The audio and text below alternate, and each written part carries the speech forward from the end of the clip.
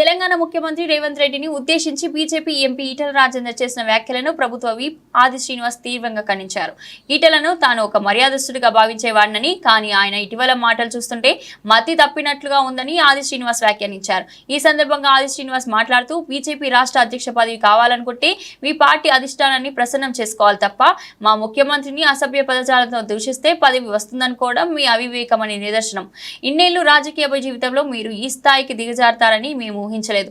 దయచేసి మీ పిచ్చి వాగుడు ప్రేలాపనలు ఆపండి అని హితూ పలికారు. ఈటెల రాజేందర్ గారు, మీరు మా ముఖ్యమంత్రి గౌరవ శ్రీ రేవంత్ రెడ్డి గారి పైన మాట్లాడినటువంటి మాటలను తీవ్రంగా ఖండిస్తున్నాను.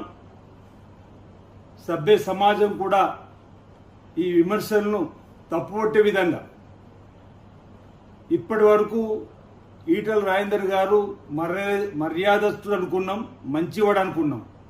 కానీ ఇలా దిగజారి మాట్లాడే మాటలను చూస్తుంటే మీరు మీ పార్టీ అధ్యక్ష పదవి కావాలనుకుంటే మీ అధిష్టాన వర్గాన్ని కాకా పట్టుకోండి తప్ప ఈ విధంగా ముఖ్యమంత్రి గారిని బూతులు తిట్టి పదవి సంపాదించుకోవాలనుకోవడం అది మీ అవివేకానికి నిదర్శనంగా మేము భావిస్తూ ఉన్నాం. ఈరోజు మీరు మాట్లాడిన మాటల్లో సైకో, సాడిస్ట్ అనే మాటలు మా ముఖ్యమంత్రి గారు నన్ను పట్టుకొని మాట్లాడుతున్న మాటలు. మీ మాట్లాడితే అంతకు మించి మాట్లాడడానికి ఈరోజు మా దగ్గర కూడా పదాలు ఉన్నాయి. జాగ్రత్తగా మాట్లాడాలి.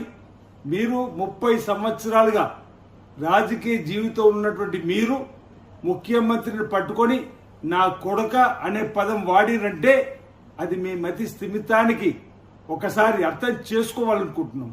మీరు ముఖ్యమంత్రి గారిని తిడుతూ పదవి సంపాదించుకుంటూ మీకు పదవి వేస్తుంది తప్ప ప్రజలలో పలిచినైపోయేటువంటి మాటలు.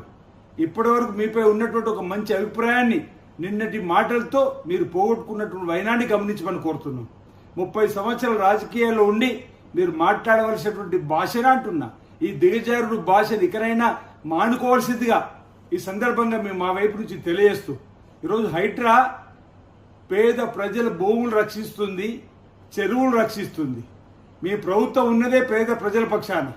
పేద ప్రభుత్వ పక్షాన అన్యాక్రాంతమవుతున్నటువంటి భూములను ఈరోజు